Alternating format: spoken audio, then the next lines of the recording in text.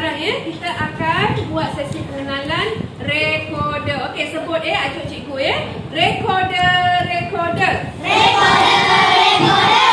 3 bahagian. 3 bahagian. Atas, Atas, tengah, tengah, bawah. bawah. 3 bahagian. 3 bahagian. Sekali lagi, recorder, recorder. Recorder, recorder.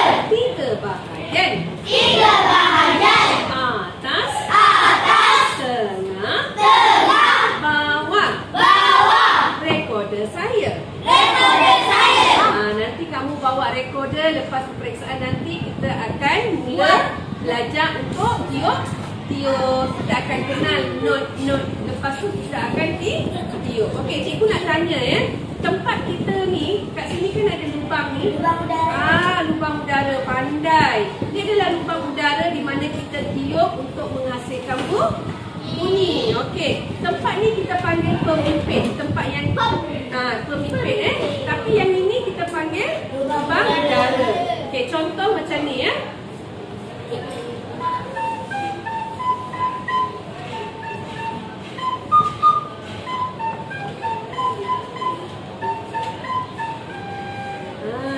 Kalau tak ada lubang udara ni macam mana? Tak tiup. Tak boleh tiup lah. Apa dia payung?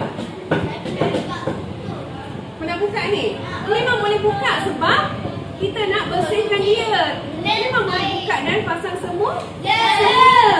Memang boleh buka Pandai awak. 3 bahagian ini boleh dibuka. Buka dan boleh dipasang semula.